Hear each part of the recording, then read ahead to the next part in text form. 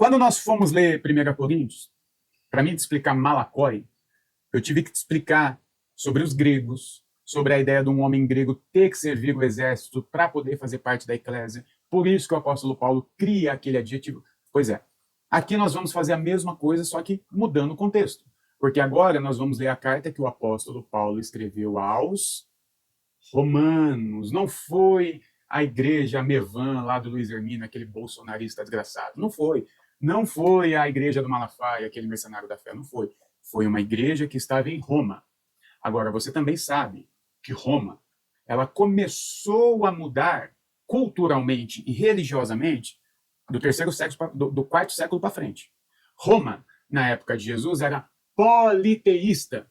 Não tinha Yahvé, não tinha Jesus, só tinha todos os deuses da mitologia romana, que você pode dar um Google aí e dar uma pesquisada. Como era a religião romana antes da oficialização do cristianismo no século IV? Você vai ver que tinha uma grandíssima, como diria o Chaves, variedade de cultos, de deuses, de imagens. O panteão romano era uma coisa impressionante. E havia um deus romano chamado Baco, o deus Baco. E o culto ao deus Baco chamava Bacanalha. Quem já fez um bacanal aí, tiver bacanal, eu nem sei. Bacanal seria o quê? A nossa orgia? Porque ninguém fala mais bacanal hoje, né? Bacanal é muito, sei lá, anos 90. O bacanal é a orgia hoje, é o menage, é o gangbang, é o quê? O que é o bacanal? Mas você entendeu. O bacanal, o nosso bacanal, ele vem da bacanalha, que era um culto ao deus Baco. Só que da mesma forma que nós não podemos equiparar a porneia da Bíblia com a nossa pornografia, a gente não pode comparar o nosso bacanal, o nosso não. A gente não pode comparar o bacanal, a orgia, com a bacanalha. Por quê? A bacanalha era um culto ao deus Baco. E o que acontecia? Bom, primeiro deixa eu te explicar. Esse culto ao deus Baco já tinha sido proibido dentro do Império Romano há muito tempo. Ele era tão absurdo que ele foi proibido até um homem chamado Calígula. Calígula foi um governante romano e um dos mais bizarros da história. Saindo da live, dá um Google e pesquise sobre Calígula. O Calígula era tão bizarro que ele desenterrou essa prática da bacanalha, que era uma bacanalha em culto ao deus Baco. Ali acontecia sexo, sim, mas o sexo era o de menos. Ali acontecia pedofilia, necrofilia, zoofilia, todos os tipos de parafilia. Uma das práticas, desculpa aí, viu? Eu vou falar um negócio bem pesado aí. Quem não quiser ouvir, dá um mute agora. Tira a criança aí, agora. Tô falando sério. Uma das práticas era enfiar a mão dentro do reto da pessoa até os cotovelos e arrancar as tripas. Isso aí era o ápice da bacanalha, tá?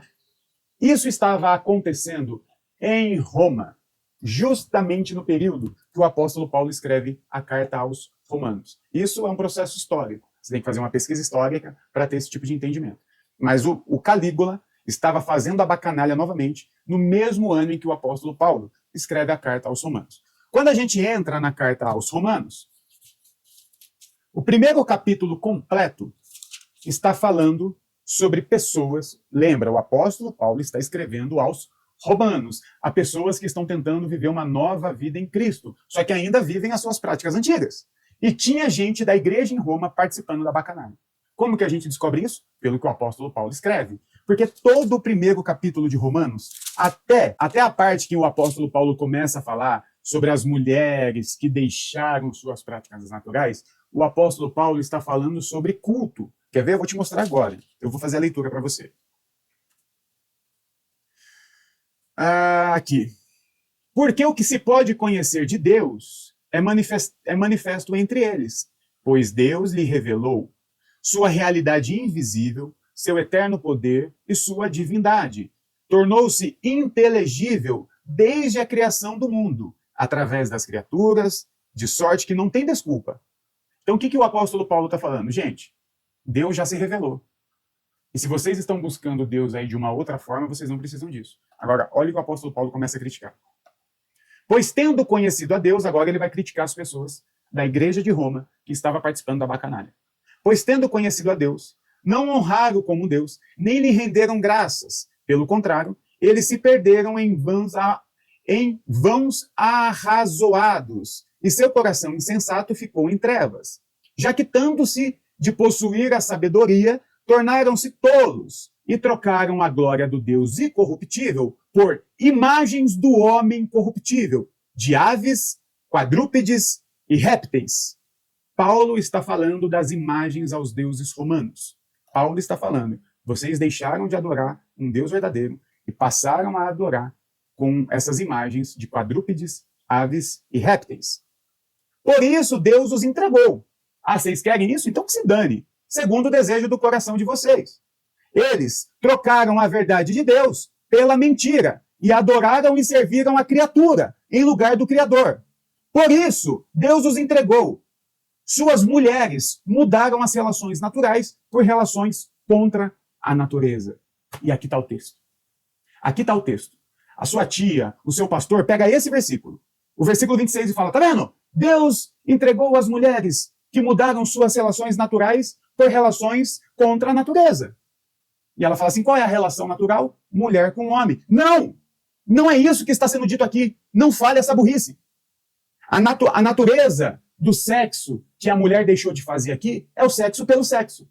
Ela está fazendo sexo dentro da bacanalha, adorando imagens. O que Paulo está criticando aqui não é uma mulher transando com outra mulher.